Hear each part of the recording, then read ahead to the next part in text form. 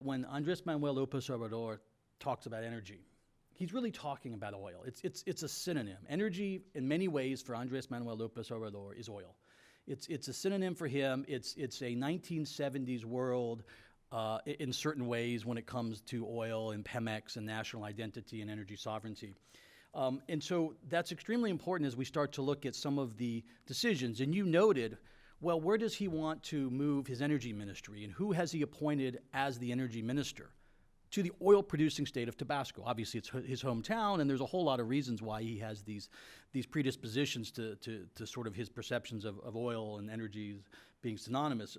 But let's take the refinery question, because I think this is something I want to ask you about. So the refinery question has been something, and in fact, it's down to one refinery. And at one point in time, and as I mentioned, Andres Manuel Lopez Obrador had run for president for the better part of 18 years. And during many of those years, one of his key principles or parts of his platform was that Mexico needed, as an oil-producing nation, there was no reason that they should import as much product, refined product, from the oil sector as they did. And so therefore, one of his platform pieces was that Mexico needed to modernize, build new refineries. 4 or 5 refineries at one point was sort of on the table as they were talking about. But the idea of removing importation of refined products, forget the economics of it, the idea of building a new refinery in Mexico. And so now we've seen this move forward. Obviously, it's gone down to now one refinery.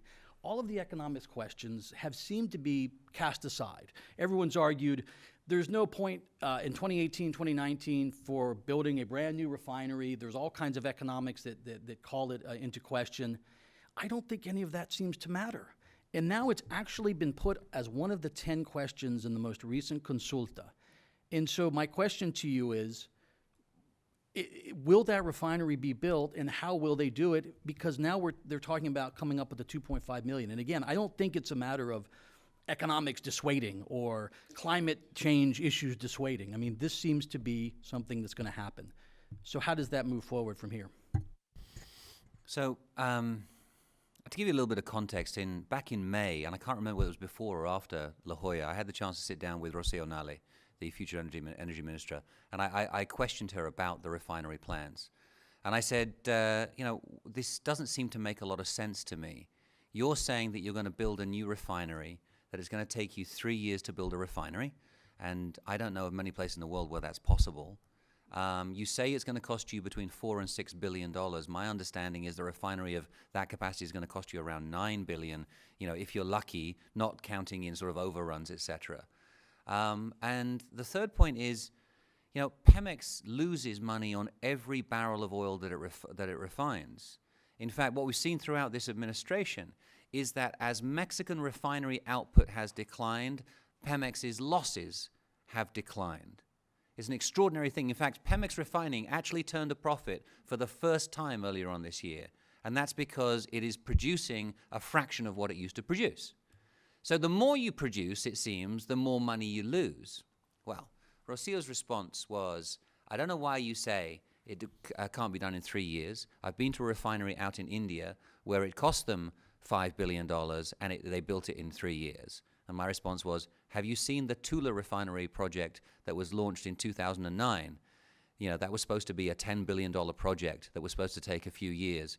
It's 10 years later, and we have one of the world's most expensive fences around a piece of land. Nothing has happened there. She says, well, that's because the other guys are corrupt, okay? And she said, and in order to get the money for this, it doesn't matter, because what I've learned is that Pemex has, and she used the word in English, holdings around the world that are worth billions of dollars. We've just identified a Pemex holding in Singapore that's worth $3 billion. And I said, why do you think that no one's used that money before? And she says, I don't know. I guess it's been hidden somewhere so that somebody can have a nice retirement. It's interesting. Who knows? Maybe I'm wrong, but I am rather skeptical about all of that. On the question of the cost of refining, again, it's entirely secondary. It's not about how much each barrel costs. It's about the fact that it's a Mexican barrel. This is energy nationalism, pure and simple. And it ties in entirely. It's entirely consistent with the idea of economic nationalism that Andres Manuel has espoused from the very beginning. Now, in terms of the refinery, what have we seen? Well, one interesting thing that we have seen is that during the transition period, Andres Manuel's people have interacted with every level of the Mexican government, of the outgoing administration, and in particular with Pemex. And the existing Tula refinery, not the second one they were going to build, the existing Tula refinery has seen its production increase from around 50,000 barrels a day up to 240,000 barrels a day during the summer. That's an extraordinary expansion. And the reason for that is they've been told at Pemex, you know, the cost be damned, let's produce Mexican gasoline. So are they serious about building a refinery? Of course they're serious about building a refinery. They're serious about building a refinery in Dos Bocas, Tabasco, because that's the site that they've identified. They've got a referendum to back them up that says the people want a refinery. They've got, have they got the money to do it? No. But they can get the money. And we're all speculating about where they're going to get the money from. But one of the best theories that I've heard is that the Mexican pension system, which was privatized in part back in 1999, very successfully so, to overcome the problems of the demographic bubble that was pushing its way through, and the state-run pension system just couldn't cope with it. A system called the Afores system, private pension plans, were created in Mexico. That has many hundreds of billions of dollars in it. The plan, I think, is that they're going to change the regulation of the Afores so that the investment fund managers have to invest a certain percentage of that money into national infrastructure projects and maybe directly into national energy projects. And there's a great deal of debate about this in Mexico right now, but I think that's the easiest way for them to get the money. So, refining is going to happen. Mexican refining is going to happen. Will they be able to get the project done in 3 years, as Rocío Nale claims? Well, as a friend of mine who works for a major infrastructure company said to me recently, he said, he'd had this conversation with Andres Manuel and with Rocío herself. And Andres Manuel is insistent that you can do this in 3 years. And when you say, why do you think it can be done in 3 years? He says, because Rocío told me so. And the answer from the infrastructure company was this: we can do it in 3 years. It just depends when you start the clock. Do you start the clock now?